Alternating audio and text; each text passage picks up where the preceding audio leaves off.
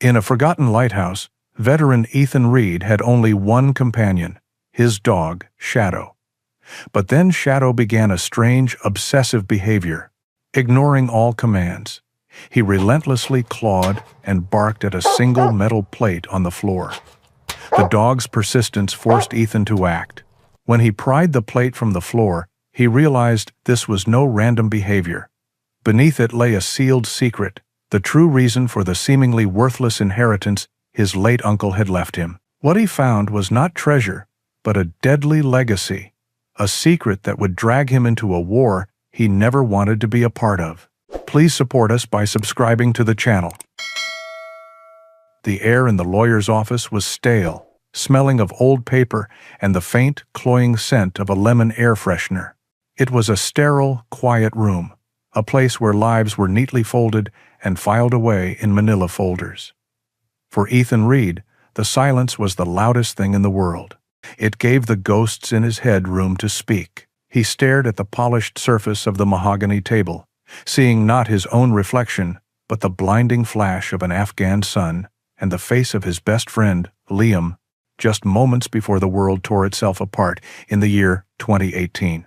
Ethan was 32 years old, but the last 7 years had carved decades into his face.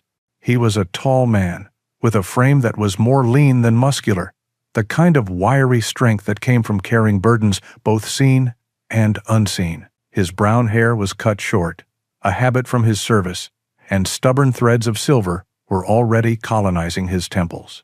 His features were rugged, etched with a permanent weariness, but his blue eyes, when not clouded by memory, held a deep, quiet kindness.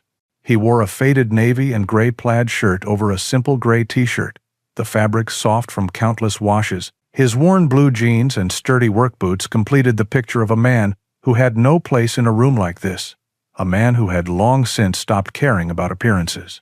He ran a hand over his tired face, the silence of the room pressing down on him like a physical weight. The bottle he had left in his cheap motel room was calling to him, a siren song promising the sweet, temporary bliss of nothingness. Across the table, his sister Clara radiated an impatient chill that cooled the room more effectively than the air conditioning. At 38, Clara was the polished embodiment of success. She was a senior biochemist for a major corporation, a world away from Ethan's directionless existence. Her dark hair was pulled back in a severe, elegant bun, and her gray business suit was impeccably tailored, without a single crease. Her demeanor was sharp, precise, and currently aimed like a weapon at the man reading the will. The lawyer, a balding man named Mr. Henderson, cleared his throat, his reading glasses perched on the end of his nose. He was the kind of person who seemed to blend into the background of important moments, a professional facilitator of grief and inheritance. He adjusted the document in front of him. "To my niece, Clara Reed," he read in a dry monotone, "I bequeath the entirety of my stock portfolio and the contents of my primary savings account, a sum of approximately $2 million. May your sharp mind continue to serve you well." Clara gave a small, satisfied nod, as if this was merely what was expected, a simple transaction. Her gaze flickered to Ethan, a hint of pity mixed with disdain in her eyes. Mr. Henderson continued, turning a page. "To my nephew Ethan Reed," he began, and Ethan tensed, not with anticipation, but with a weary sense of obligation. He had never been close to his Uncle Alistair, a reclusive and eccentric oceanographer who preferred the company of sea charts to people. "I bequeath my property, known as the Stoner Rock Lighthouse, and all of its contents, located on the northernmost cliff of Seal Point. May you find a light in the darkness, my boy, as I once did. It's not he fix." The silence that followed was heavy with Clara's unspoken derision. She finally broke it with a short, sharp laugh that held no humor. "A lighthouse," she said, her voice dripping with scorn. "A crumbling, useless lighthouse that was decommissioned before we were even born. How fitting. A beacon with no light for a man with no direction." Ethan said nothing. He just stared at the table. A lighthouse. It was the last thing he wanted. Another empty place to fill with memories. Another monument to isolation.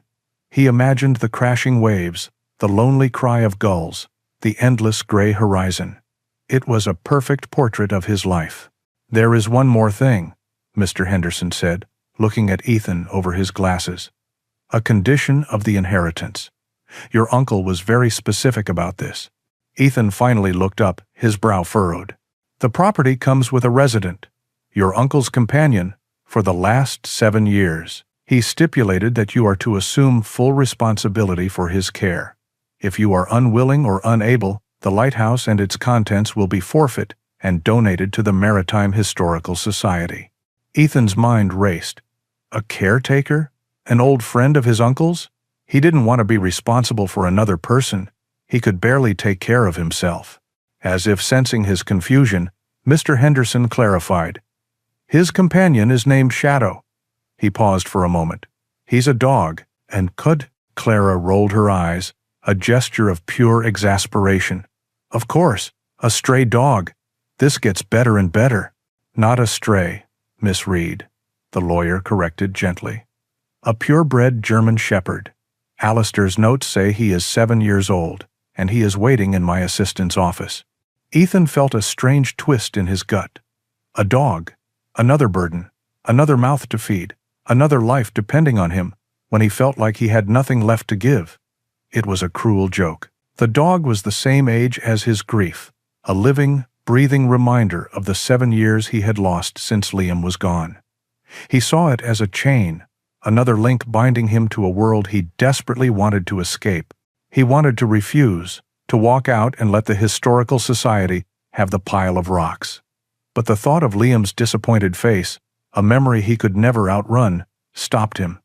Liam had loved dogs. "Fine," Ethan heard himself say, his voice raspy. "I'll take the dog. Ask Hollis." A few minutes later, he stood in the hallway, a set of old iron keys in one hand and a worn leather leash in the other. The office door opened, and Shadow walked out, not with a bound, but with a calm, dignified stride. He was a magnificent animal. His coat was a deep, solid black, thick and healthy, and his body was lean and powerful. His ears were alert, and his intelligent brown eyes surveyed the new faces with a quiet curiosity. He showed no fear, no anxiety, just a steady, observant calm. He looked at Clara, then at Ethan, and after a moment's consideration, he walked over to Ethan's side and sat, looking up at him, as if waiting for his next command. Ethan looked down at the dog, this strange, silent creature that was now his responsibility. He saw another echo of his eccentric uncle, another puzzle he had no energy to solve. He felt no connection, no warmth, just the cold, heavy weight of a legacy he never asked for, a ghost lighthouse on a lonely cliff, and a dog named Shadow. The drive to Seal Point was a long, silent journey north along the coast. Ethan's old pickup truck rumbled along the highway, the engine a low growl against the hiss of the tires on asphalt. Shadow sat in the passenger seat, a stoic and silent companion. He did not pant or fidget. He simply watched the blur of green and gray scenery pass by, his gaze steady, as if he had made this journey 100 times before. For Ethan, every mile was a deeper plunge into the isolation he both craved and feared. When he finally saw it, it was worse than he had imagined. The Stoner Rock Lighthouse was not a romantic beacon from a postcard. It was a skeleton of stone and iron, a gray finger pointing a permanent accusation at a perpetually overcast sky. It stood on the edge of a jagged cliff, looking as though one strong gust of wind might send it crumbling into the churning slate-gray sea below. The paint was peeling, the lantern room was dark and grimy, and the entire structure seemed to sag with a profound, weary sadness. It was a perfect reflection of how he felt inside. He parked the truck and stepped out, the raw, salty wind whipping at his plaid shirt and stinging his eyes. The only sounds were the wind's mournful howl and the endless percussive crash of waves against the rocks. It was a desolate symphony, a sound that promised no comfort, only the relentless reminder of nature's indifference. The inside of the lighthouse was a time capsule of neglect. A thick layer of dust covered everything, and the air was heavy with the smell of damp stone, salt, and decay. The living quarters on the ground floor were sparse. A simple kitchen with rusted fixtures, a small living area with a moth-eaten armchair, and a circular iron staircase spiraling upwards into the gloom. Ethan chose a small, damp room on the second floor with a single window that looked out onto the unforgiving ocean.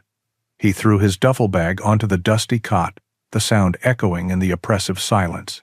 This was his new home, a prison of his own choosing. That night, as the wind rattled the old window panes, Ethan unpacked the only comfort he had brought with him, a case of cheap whiskey. He twisted the cap off a bottle and took a long drink, the burn in his throat a welcome distraction. Shadow lay in the corner of the room, a dark shape in the shadows, his eyes occasionally glinting in the moonlight that filtered through the grimy glass. He watched Ethan, but made no sound. The alcohol worked its familiar, treacherous magic. The walls of the small room began to dissolve, replaced by the sun-baked mud brick of a village halfway around the world. The roar of the ocean faded, replaced by the frantic shouts of men and the distant pop of rifle fire. Afghanistan, the year 2018. The heat was a physical presence, shimmering over the dusty ground. He was with Liam, moving from cover to cover. Liam, with his easy grin and eyes that always seemed to find the humor in any situation, was more of a brother to him than anyone. "Bet you a month's pay I can hit that old well from here, Ethan," Liam had whispered, his voice laced with laughter, even then. "You're on," Ethan had shot back, a genuine smile touching his lips. It was the last time he remembered truly smiling. They found the device in the abandoned market square. It was not a conventional bomb. It looked strange, almost alien, a collection of canisters and wires attached to a small, intricate core. As Liam knelt to inspect it, Ethan saw the flicker of a small red light. "Liam, get back!" he had screamed, the words tearing from his throat. But Liam had already seen it. He looked up, his eyes locking with Ethan's. There was no fear in them, only a deep, profound sorrow and acceptance. He shoved a small metal object into a pouch on his vest and shouted something Ethan couldn't hear over the rising whine of the device. Then he turned his back to Ethan, shielding him with his own body, just as the world erupted in a wave of silent, blinding white light. Ethan woke with a gasp, the cold sweat on his skin turning icy in the drafty room. The ghost of the explosion still echoed in his ears. His heart hammered against his ribs, a frantic bird trapped in a cage of bone. The half-empty bottle of whiskey sat on the floor beside him. He reached for it, his hand trembling, needing to silence the screams in his head. But as his fingers closed around the bottle's neck, a low sound rumbled from the corner of the room. It was a soft growl, not aggressive, but deep and resonant with meaning. Ethan looked over. Shadow had risen to his feet. He walked slowly across the room and lay down directly in Ethan's path, his body blocking the way to the small crate that held the rest of the whiskey bottles. He did not bare his teeth. He did not raise his hackles. He simply looked at Ethan, his intelligent brown eyes holding an expression that was shockingly clear. It was a look of concern. "Get out of the way, dog," Ethan slurred, his voice thick. Shadow did not move. He just lay there, a silent, furry wall between a man and his poison. Ethan pushed himself up, intending to shove the dog aside, but as he leaned forward, Shadow let out another low, quiet growl. It was a warning, but it was also a plea. For the first time in a very long time, something broke through the fog of Ethan's pain. He stared at the dog, at this loyal creature who knew nothing of his past, of Liam, of the guilt that was eating him alive. And yet, somehow, this dog seemed to understand. He sank back onto the cot, the bottle forgotten in his hand. He looked from the whiskey to the dog, and for a fleeting moment, the ghosts in his head fell silent, replaced by the steady, quiet breathing of his new, silent friend. Weeks bled into one another, each day a gray copy of the one before. The lighthouse became Ethan's entire world, a circular stone tomb where he existed but did not live. His routine was simple and bleak. He would walk with Shadow along the cliff's edge as the wind tried to tear them from the rock, and then retreat inside, where the silence and the whiskey were waiting. He drank less, not out of a conscious decision to get better, but because Shadow's quiet, constant presence made the loneliness less acute. The dog never judged, never demanded anything more than a bowl of food and a walk, yet his steady companionship was a silent anchor in Ethan's turbulent inner sea. It began with a low whine. Ethan was in the small, neglected kitchen, trying to coax a flame from the ancient gas stove to boil water for coffee. Shadow, who usually lay quietly by the door, was standing near the large window that overlooked the sea. His head was cocked, and a soft, questioning sound came from deep in his chest. Ethan ignored it. The dog was probably just watching a seabird, but the behavior continued. Every day, Shadow would take up his post in the same spot, staring intently at the floor. It was a section of worn linoleum near the window, where a square, rust-colored metal plate was set into the wooden planks. The plate was old and featureless, probably covering some long-forgotten plumbing access. To Ethan, it was just another piece of the lighthouse's decay. To Shadow, it was an obsession. The whines grew more insistent. Soon, he began to nudge the spot with his nose, then paw at it, his claws making a soft, scraping sound against the floor. Ethan would shoo him away. "There's nothing there, boy," he would say, his voice flat. "Go lie down." Shadow would obey, for a time. He would retreat to his corner, but his eyes would remain fixed on the metal plate, a silent vigil that was beginning to unnerve Ethan. A few days later, the pawing escalated to scratching, the sound sharp and grating in the quiet of the lighthouse. Then came the barking. It was not the loud, aggressive bark of an alarm, but a single sharp report, repeated every few minutes. A bark that said, "Look here, pay attention."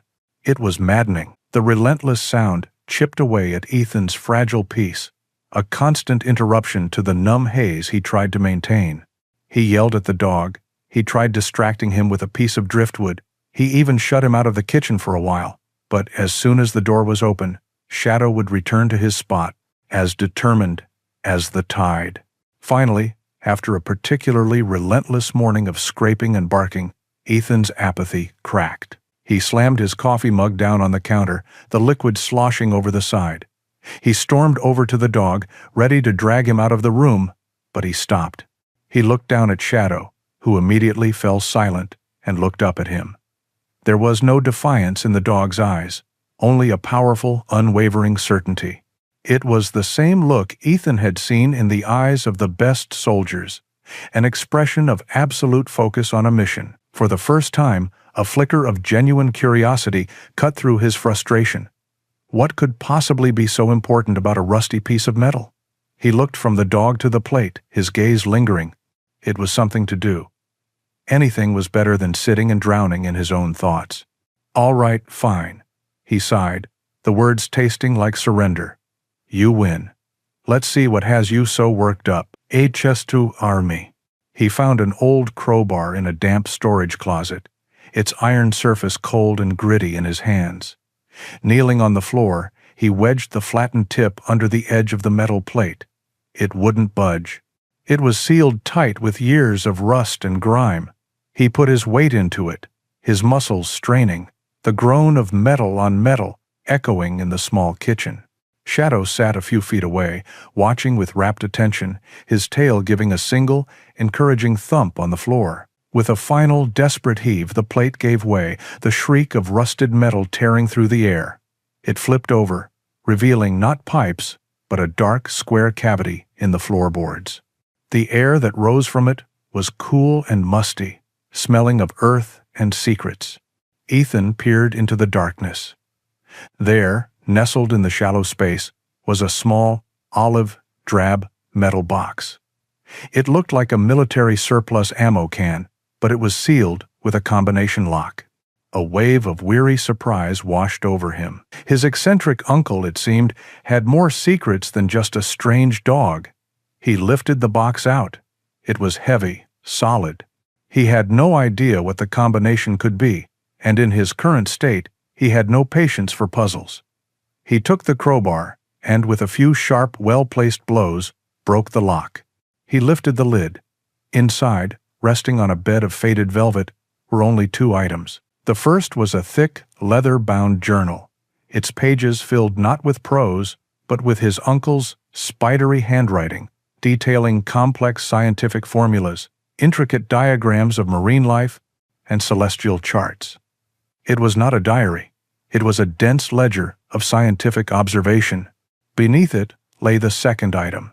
It was a small bronze pin, tarnished with age.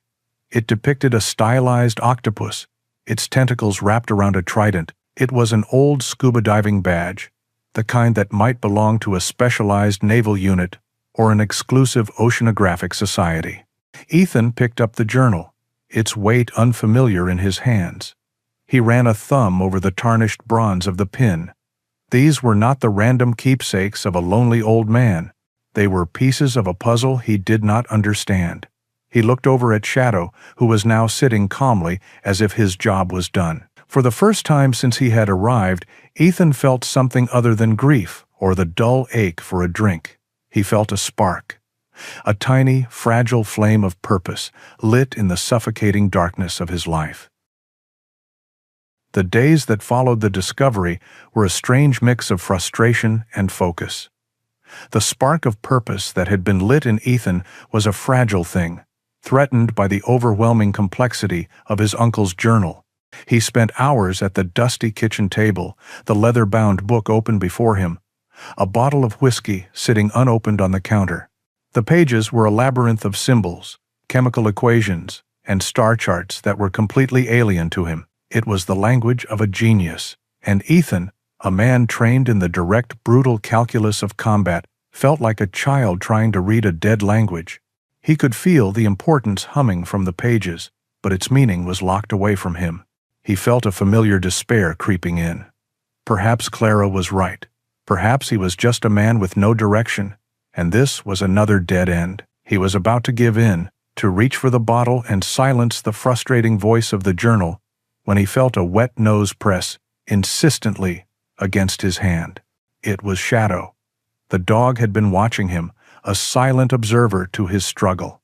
Now he whined softly and nudged Ethan's hand again, this time toward the door leading to the base of the lighthouse. "Not now, boy," Ethan said, his voice rough with fatigue. "I'm not in the mood for a walk." And, Shadow whined again, a more urgent sound this time. He took a few steps toward the circular iron staircase that led down into the lighthouse's foundation, then looked back, his intelligent eyes pleading. Ethan had learned to trust the dog's instincts. With a heavy sigh, he pushed himself away from the table and followed.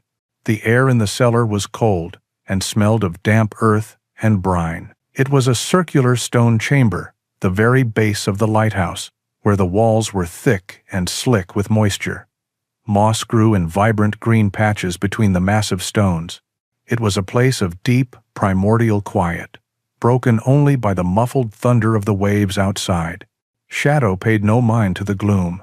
He walked with purpose to a section of the wall, a rough, unremarkable stretch of ancient masonry. He began to nudge it with his nose, sniffing and whining, just as he had done with the metal plate in the kitchen. Ethan ran a hand along the cold, damp stones. He felt nothing but rough, uneven surfaces. "There's nothing here, Shadow. It's just a wall." But the dog was insistent. He pawed at the base of the wall, then looked up at Ethan, letting out a single, sharp bark that echoed in the confined space. Ethan knelt, his curiosity now fully engaged. He trusted the dog. He ran his fingers over the mossy stones, feeling for anything out of the ordinary. And then he found it. A tiny, almost invisible fissure, no wider than a coin's edge, was hidden beneath a thick patch of moss. It was not a keyhole. It was a perfectly shaped slot. A jolt went through him, a shock of recognition. He reached into the pocket of his jeans and pulled out the tarnished bronze pin he had found in the box, the stylized octopus. He held it up to the slot. The shape was a perfect match. It was not a memento. It was a key. His hand trembled slightly, as he slid the pin into the slot. It fit perfectly, clicking softly into place. For a moment, nothing happened. Then, a low grinding sound, like stone grating on stone, filled the cellar. A section of the wall, a massive piece of solid rock, began to retract slowly and silently into the foundation, revealing not a hidden room, but a space of shocking modernity. A hydraulic elevator, its doors made of brushed stainless steel, stood in stark contrast to the ancient stone around it. Ethan stared, his breath catching in his throat. This was impossible. This was something from a spy movie, not the inheritance of his reclusive, eccentric uncle. He looked at Shadow, who simply wagged his tail once, and looked at the elevator, as if this was the most natural thing in the world. Taking a deep breath, Ethan stepped inside, Shadow at his heels. The doors hissed shut, and with a gentle hum, the elevator began its descent, not down, but at a slight angle, moving deep beneath the cliff and out under the ocean floor. The ride was unnervingly smooth and silent. When the doors opened again, they revealed a place of brilliant light and sterile quiet. It was a vast, state-of-the-art underwater laboratory. Banks of humming servers lined one wall, while large observation windows looked out into the deep blue-green world of the ocean, where strange bioluminescent creatures drifted past. As Ethan stepped out onto the polished white floor, the screens on a central console flickered to life. The face of his uncle, Alistair, appeared. He looked younger in the video, his hair less gray, but his eyes held the same sharp, piercing intelligence Ethan remembered. He wore a simple lab coat and a kind, if weary, smile. "Hello, Ethan," the recorded image of Alistair said, his voice filling the lab. "If you are seeing this, then it means I have failed. But it also means that Shadow has succeeded. He has led you here, as I knew he would." Alistair's image gestured to the view outside the window. "I have spent my life studying the wonders of the deep, and down here I found the greatest wonder of all. A unique microorganism, an extremophile, with the ability to regenerate its genetic structure at an astonishing rate. It is the key to curing countless diseases, a miracle. But like all great power, it can be corrupted. In the wrong hands, it could become a biological weapon of unimaginable horror." The screen shifted, showing complex molecular models and data streams. This facility, and others like it, are part of a private, global network of scientists. We built them in secret, using autonomous robotics and underwater 3D printing to conduct our research, free from the greed of corporations and the agendas of governments. Alistair's image turned to look directly at Ethan again, his expression softening. "And that, my boy, is why you are here. I did not leave you this burden to be cruel." He paused, and his voice became thick with emotion. "I don't trust committees. I trust people. I know you're lost, Ethan, but I also know that inside you is the heart and honor of a soldier. Only a soldier understands the price of protection. I trust your character. I need you to be the guardian of this place, to protect this discovery from those who would misuse it. It is a heavy weight to bear, but I believe you are the only one strong enough to carry it." The recording ended, and Alistair's face faded from the screen, leaving Ethan standing in the silent, brilliantly lit lab. The weight of the world, it seemed, had just settled on his shoulders. He was no longer just a broken man hiding in a ruined lighthouse. He was a guardian, a sentinel, and at his side, Shadow sat, a silent, steady presence, the loyal friend who had led him out of the darkness and into the light. The silence that filled the laboratory after Alistair's video faded was absolute. It was a sterile, humming silence, a stark contrast to the wind and waves that defined the world above. Ethan stood motionless, the weight of his uncle's words pressing down on him, a burden so immense it felt physical. He was no longer just a man adrift in his own grief. He was a guardian, a sentinel tasked with protecting a miracle and a potential curse. He walked slowly to the massive observation window, placing a hand on the cool, thick acrylic. Outside, The deep blue of the ocean was a living, breathing entity, a world of secrets he was now a part of. In the reflection on the glass, he saw his own face, weary and worn, but for the first time in years, the haunted look in his eyes was replaced by a flicker of sharp, clear purpose. He looked down at Shadow, who had sat patiently by his side through the entire revelation. The dog looked back up at him, his brown eyes steady and knowing. There was no confusion in his gaze, only a quiet affirmation.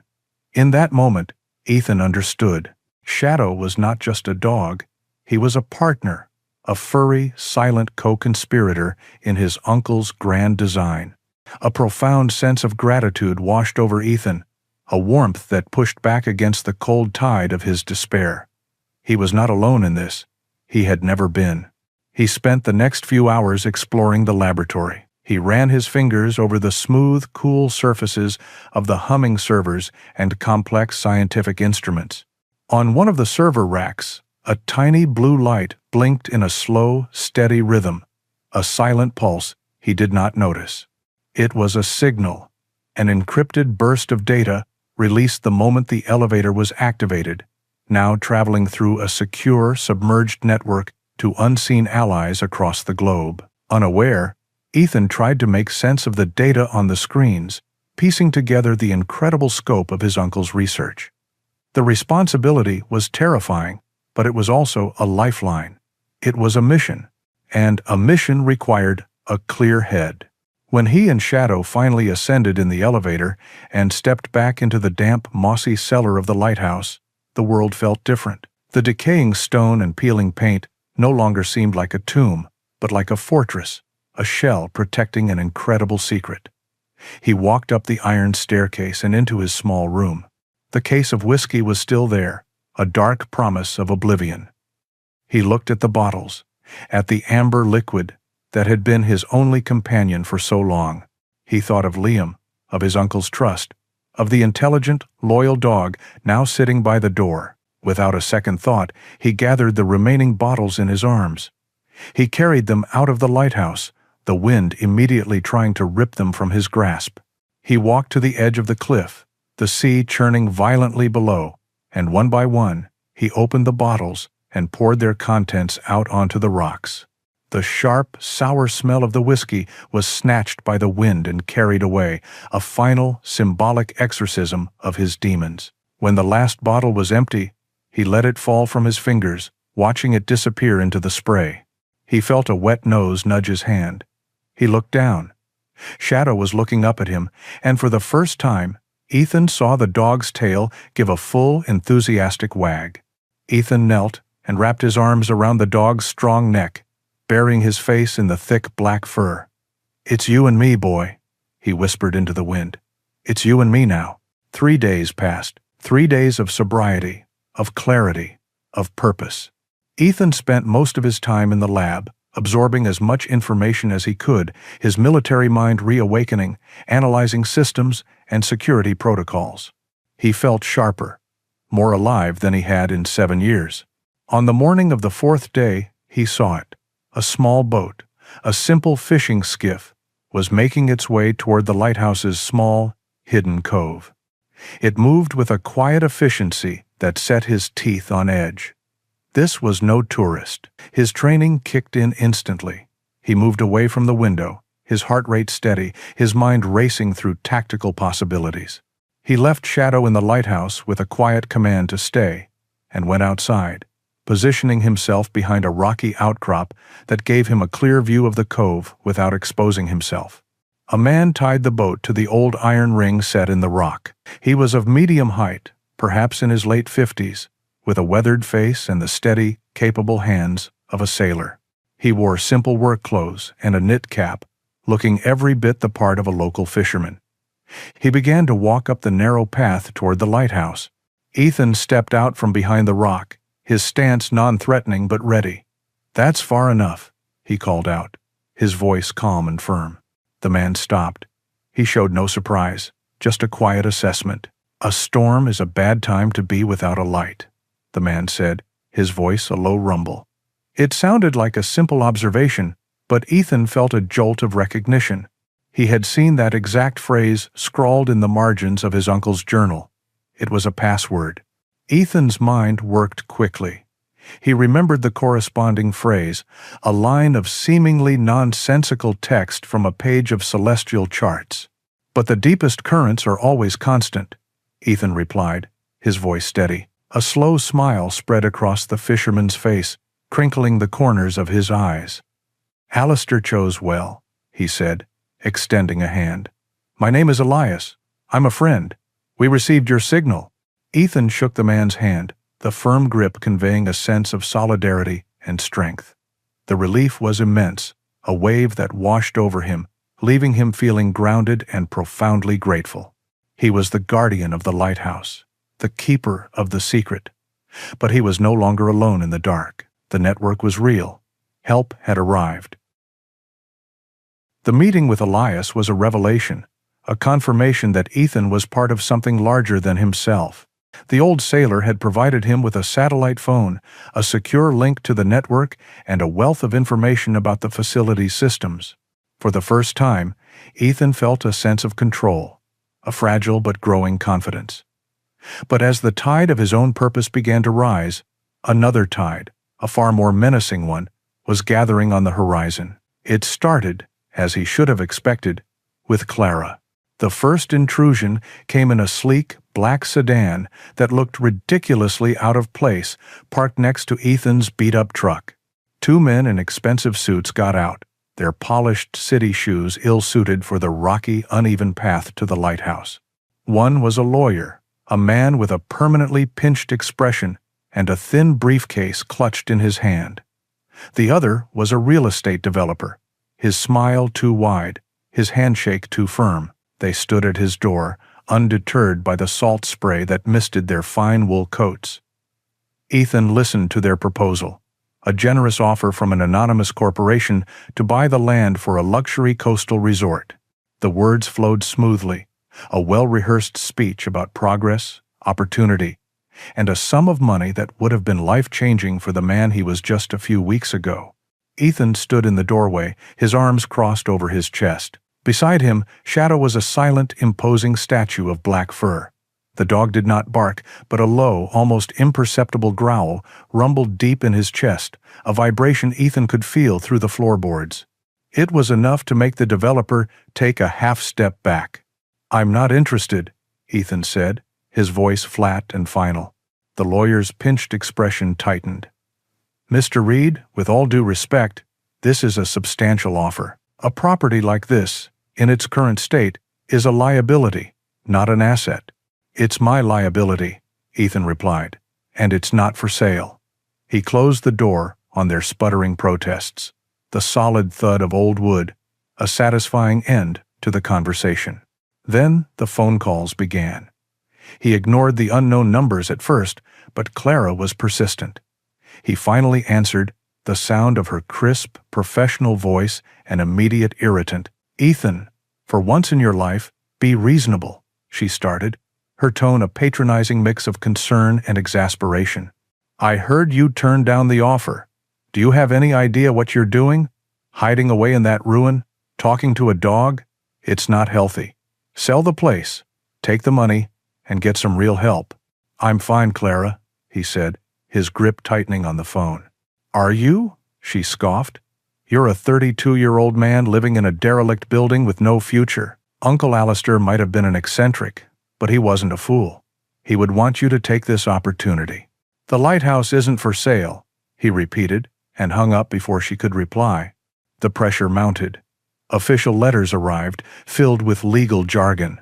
Another, more aggressive developer showed up, this time with surveyors who began planting stakes around the property line until Shadow's deep, menacing barks sent them scurrying back to their car. Through it all, the dog was his constant shield.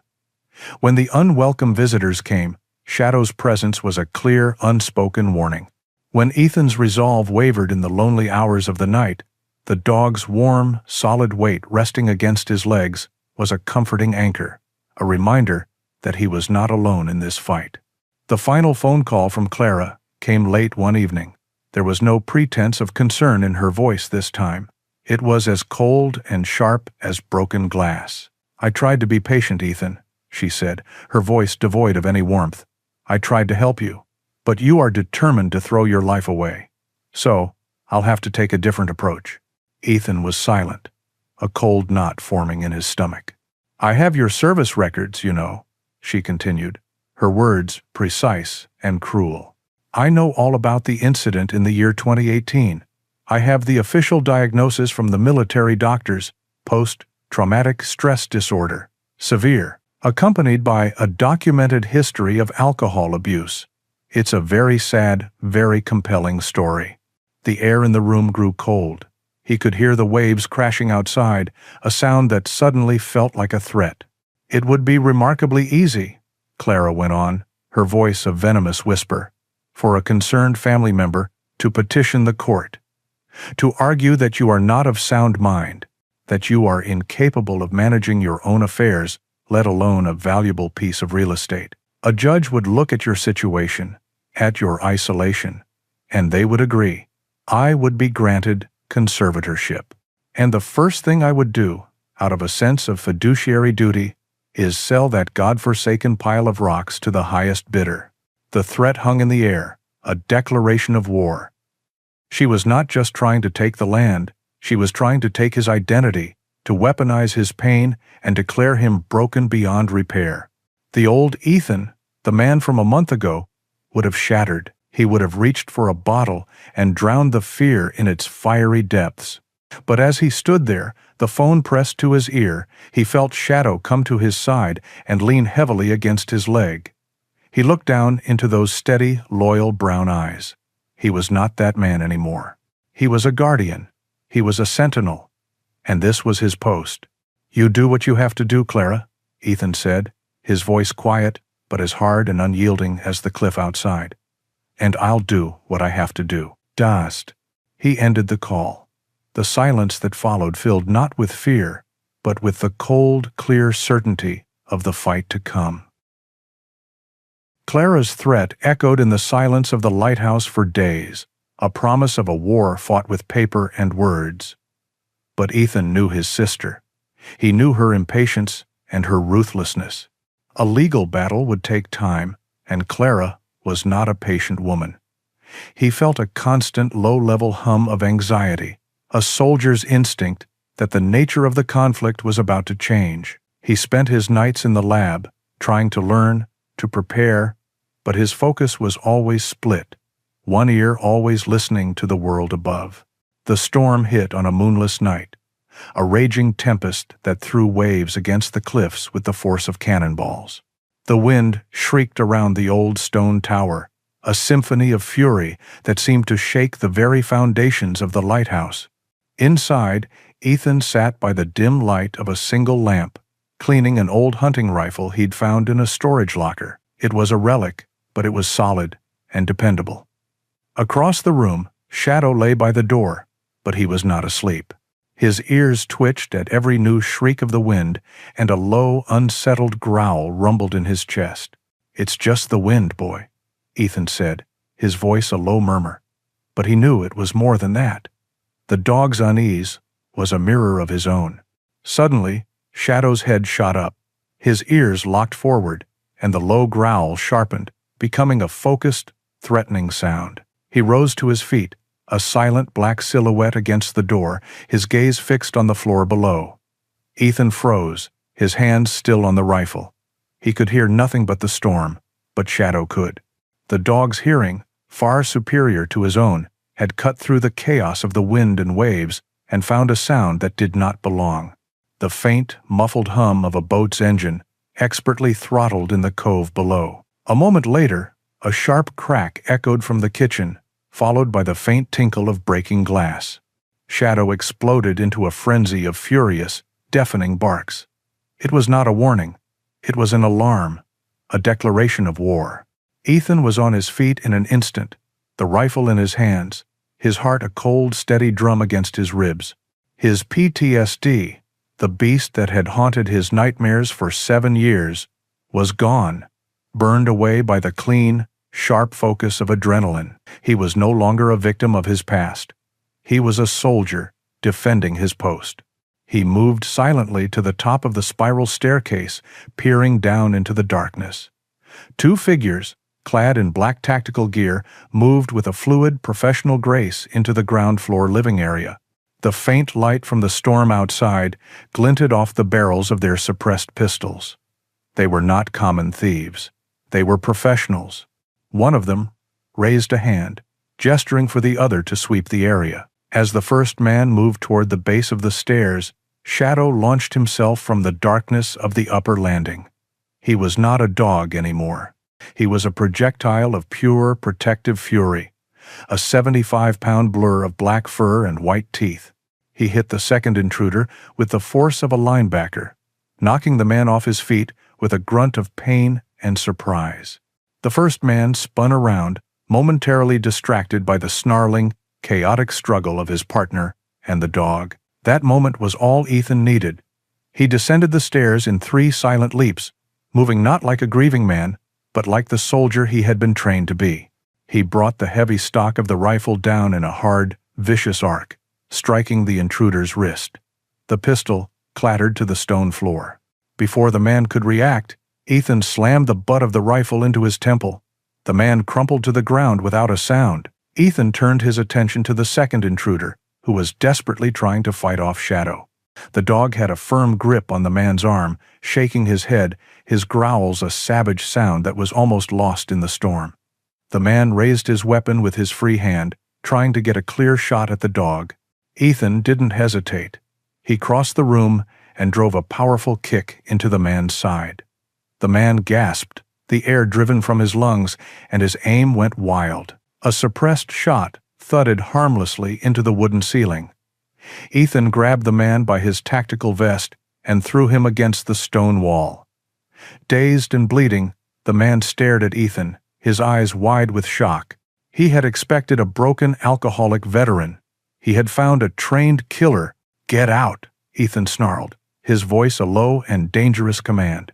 The intruder scrambled to his feet, dragging his injured partner with him. They stumbled out through the broken kitchen window and disappeared into the raging storm. The silence they left behind was filled with the sound of Ethan's ragged breathing and Shadow's heavy panting. Adrenaline still coursed through his veins. He knelt and ran his hands over the dog, checking for injuries. Shadow was unharmed, his tail giving a weak but triumphant thump against the floor. Ethan hugged the dog, the fierce, unconditional loyalty of the animal, a warmth that spread through his entire being. "Good boy," he whispered, his voice thick with emotion. "You saved us." His eyes fell upon something on the floor, dropped in the struggle. It was a small, high-tech case, designed to carry and preserve biological samples. Near it, a small radio crackled to life with a panicked whisper. "He's not alone. The asset is hostile. Repeat, hostile. Abort mission. Guy." The pieces clicked into place with horrifying clarity. They were mercenaries. They were here for the microorganism, and Clara had sent them. The war of words was over. The real battle had just begun. The aftermath of the attack was a blur of adrenaline and cold, hard reality. After checking that Shadow was truly unharmed, save for a minor scratch on his shoulder, Ethan's military training took over completely. He methodically secured the lighthouse, boarding up the broken window and reinforcing the main door. The fear was gone, replaced by a hyper-aware state of vigilance. He was no longer just protecting a place, he was defending a front line, and it had been breached. He took the secure satellite phone Elias had given him and made the call. He reported the incident in a calm, clipped voice, detailing the number of intruders, their professional gear, and the sample case they had dropped. The voice on the other end was calm and assured, promising that a primary contact would be dispatched to his location immediately. Less than 24 hours later, a boat appeared on the horizon. This was not a humble fishing skiff like the one Elias had used. It was a sleek, gray vessel that cut through the waves with a quiet, predatory speed. It docked expertly in the hidden cove, and a single figure disembarked. Ethan watched from the cliffs, Shadow, a silent and alert presence at his side. The person who walked up the path was a woman. She moved with an air of composed authority, her stride confident and measured. As she drew closer, he could see she was in her early 40s, with dark hair pulled back in a practical, severe ponytail. Her face was sharp and intelligent, with watchful gray eyes that seemed to analyze everything, including the very stones she walked on. She wore simple, functional dark clothing that spoke of utility rather than style. This was a person who operated with precision and purpose. "Ethan Reed?" she said as she approached, her voice clear and steady. She did not offer a hand. "I am Eva Rostova. We spoke on the phone." Ethan simply nodded, gesturing for her to follow him inside. He led her past the boarded-up window and the scuff marks from the fight, down the spiral staircase and into the hidden elevator. She observed everything, her sharp gaze missing no detail, but she remained silent until the elevator doors opened into the brightly lit laboratory. "Alistair was a true believer in his work," she said, her eyes sweeping over the advanced equipment. It was the first hint of emotion he had seen from her. "He was also a target," Ethan replied, placing the sample case he had recovered on a stainless steel counter. "They were looking for this." Eva picked it up, her gloved fingers examining the locking mechanism and the small corporate logo etched into the side. "Omnigen," she said, the name sounding like a curse.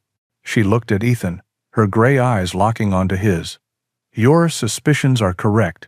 Omnigen is the corporation your uncle feared, the one your sister, Clara Reed, is a senior executive for. Our network has been monitoring their unethical research for years. They are ruthless, and they want what is in this lab." Ethan felt a cold satisfaction at the confirmation. His enemy had a name. Eva connected a small, sleek tablet to the lab's main console. After a few moments of silent typing, she turned the screen toward him. It displayed a file, a report filled with technical data and after-action analysis. The date at the top made his blood run cold. 2018. It was a report on the incident that had killed Liam. "Our network doesn't just watch scientists," Eva explained, her voice softening almost imperceptibly. "We monitor the misuse of advanced technology wherever it appears. This incident was flagged. The explosive used was unconventional." Ethan stared at the screen, at the cold, technical language describing the worst day of his life. His throat felt tight. "The explosive charge itself was standard," Eva continued, pointing to a specific section of the report. "But our analysis of the bomb fragments, collected by operatives on the ground, showed something unusual. The charge was housed inside a prototype, a high-tech biological containment unit. It was designed to transport volatile materials, and it failed catastrophically." She looked up from the tablet, her gaze direct and unflinching. "The unit was a proprietary, patented design. We traced that patent. There is only one company in the world with the technology to make it." Ethan knew the answer before she said it, a horrifying certainty dawning in the pit of his stomach. "Omnigen," Eva said quietly. "The company your sister works for." The world seemed to fall away. The humming of the lab servers, the gentle bubbling of the filtration systems, the soft breathing of the dog at his side, it all faded into a deafening roar in his ears. It wasn't the microorganism. It wasn't a direct link to his uncle's research. It was something far more mundane and infinitely more painful. It was corporate negligence. A faulty product, rushed to a conflict zone by weapons dealers that had cost his best friend his life. For 7 years he had been haunted by a ghost, a faceless enemy in a faraway land. Now, that ghost had a face. It was the smiling, polished, corporate face of his own sister's ambition. The grief that had defined him for so long did not lessen. It changed. It superheated, transforming from a heavy, liquid sorrow into a hard, sharp, crystalline rage. The pain was still there, a permanent ache in his soul, but now it had a purpose. He looked at Eva, and she saw the transformation in his eyes. The haunted, broken veteran was gone. In his place was a soldier with a clear and singular mission. "This isn't just about protecting a legacy anymore," Ethan said, his voice a low, dangerous whisper. This is about justice. Its leader to die. And at Mark and Be-eyed for, his personal war had just begun. The alliance with Eva Rostova transformed the lonely lighthouse into a wartime command center. They worked tirelessly in the underwater lab, a strange but effective team. Eva, with her cool, analytical mind, mapped out Omnigen's corporate structure and digital vulnerabilities, while Ethan provided a soldier's perspective on security and tactics. A plan was beginning to form, a way to expose Omnigen's crimes to the world. But they had underestimated Clara's desperation. Feeling the net tighten around her, she decided to burn the whole game board down. The attack came without warning. A cacophony of alarms blared through the lab, and crimson lights flashed across the consoles, painting the sterile white room in the color of blood. "What is it?" Ethan demanded, his hand instinctively going to the pistol holstered at his hip. Eva's face was grim, her fingers flying across a holographic keyboard. "Cyber attack. A massive one. They're trying to brute force the firewalls and seize control of the lab's systems." She pointed to a global map on the main screen. A single, pulsing red dot appeared a few miles off the coast. "The signal originates from that offshore oil platform. It's owned by a shell company, but the registration traces back to Omnigen." As Eva worked furiously to counter the digital assault, a secondary alarm chirped, a notification of a physical sensor malfunction on the lighthouse itself. "One of the topside weather sensors just went offline," Eva said, not looking up from her screen. "Probably a casualty of the storm, but I can't be sure." "I'll check it," Ethan said immediately, needing to do something physical, to act. He grabbed a jacket and headed for the elevator. Shadow, sensing the urgency, got up to follow. "No, boy, you stay here with Eva. Stay and watch." The dog whined, but sat, obedient as always. Ethan emerged into the whipping wind and rain of the still raging storm. He made his way to the sensor array on the cliff's edge, his boots slipping on the wet rock. The sensor was damaged, its wires deliberately cut. It wasn't the storm. They were here. A sudden sharp yelp, cut short, pierced the howl of the wind. Ethan's blood ran cold. He spun around, his eyes scanning the path back to the lighthouse. He saw them, two figures in dark rain gear, hauling a struggling shadow toward the cove. The dog fought valiantly, but he was outnumbered. As Ethan watched in horror, a third figure raised a tranquilizer rifle. There was a soft puff, and Shadow's struggles ceased. He went limp in their arms. "Shadow!" The name was torn from Ethan's throat, a raw cry of pure anguish. He sprinted toward them, but he was too late. They loaded his friend onto a waiting speedboat, the same kind of fast, tactical craft the mercenaries had used. The engine roared to life, and the boat sliced through the waves, disappearing into the gray curtain of rain and sea. He stumbled back into the lab, drenched and shaking with a fury so intense it threatened to consume him. "They have him," he choked out, the words tasting like ash. "Clara has Shadow." Eva looked up from the console, her face pale. The alarms were screaming, louder now. "Ethan, I know. It was a diversion, a psychological attack. She's trying to break you." A red warning flashed across her screen. "And it's working. While you were outside, they breached the first firewall. I can't hold them off alone. They're trying to lock us out of the system." Panic warred with rage inside him. His best friend, his loyal companion, was in the hands of the enemy, a hostage to force his surrender. And at the same time, the legacy he had sworn to protect was about to be ripped away.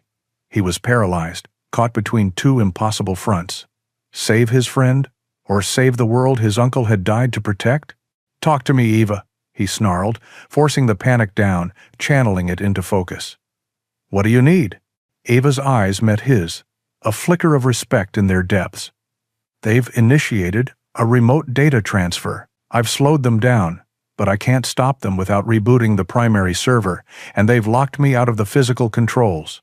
The hub is in the maintenance conduit behind that wall." The fight for the lab became a desperate, frantic dance. On one screen, Eva managed to activate a tracker on the speedboat.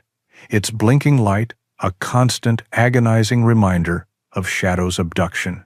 On the main console, she directed the digital defense, a general commanding a besieged army of code. Ethan became her hands and feet. Guided by her voice in his earpiece, he raced through cramped maintenance tunnels, prying open panels and rerouting power cables. He manually rebooted servers, the loud hum of the machinery, a counterpoint to the silent scream in his own mind. He was fighting a war on two fronts. One was a battle of firewalls and encryption, a ghost war fought with light and electricity. The other was a battle within himself, a desperate struggle to push down the image of Shadow, limp and helpless, and focus on the task at hand.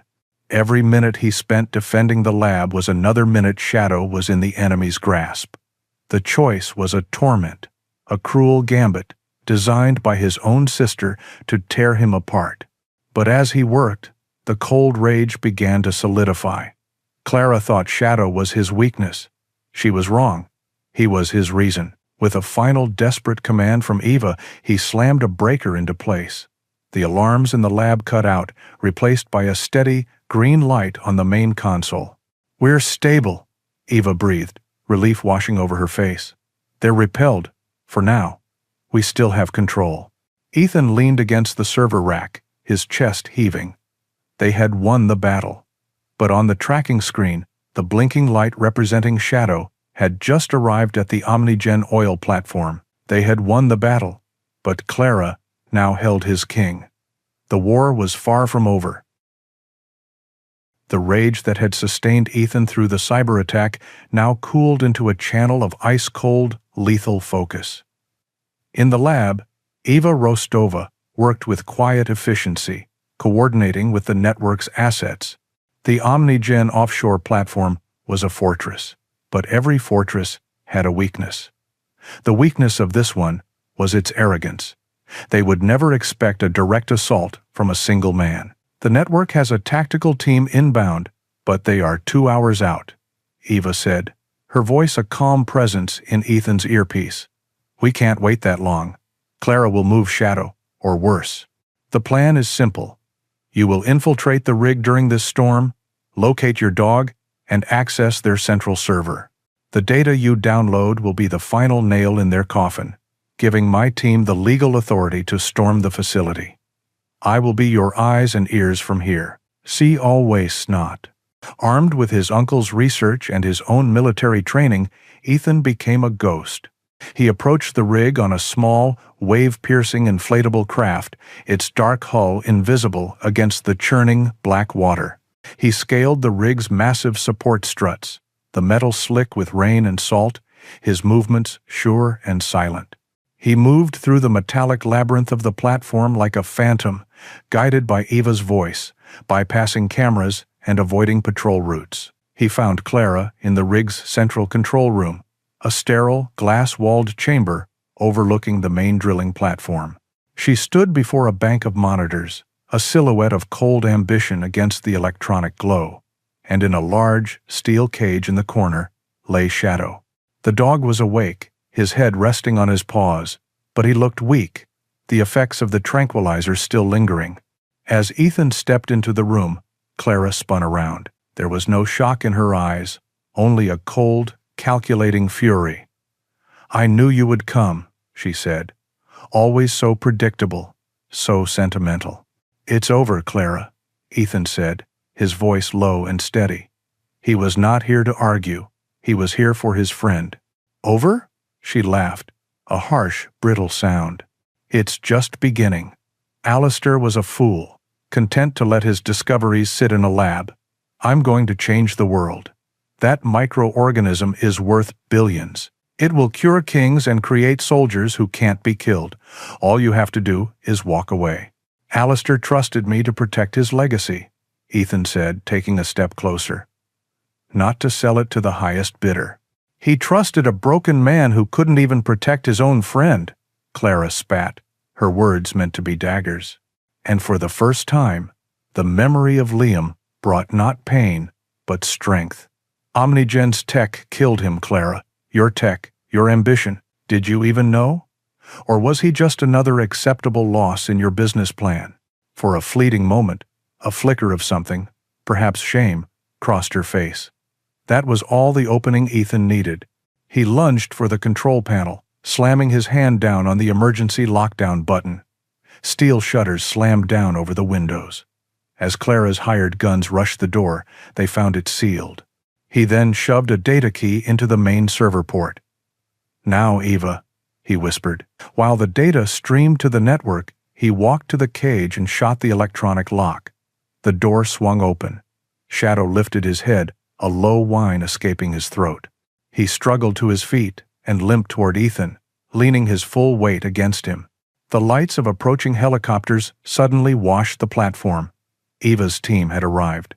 Clara stared at the monitors, at the armed soldiers rappelling onto the deck, her face a mask of disbelief and fury. Her perfect plan had been undone by one man and his dog.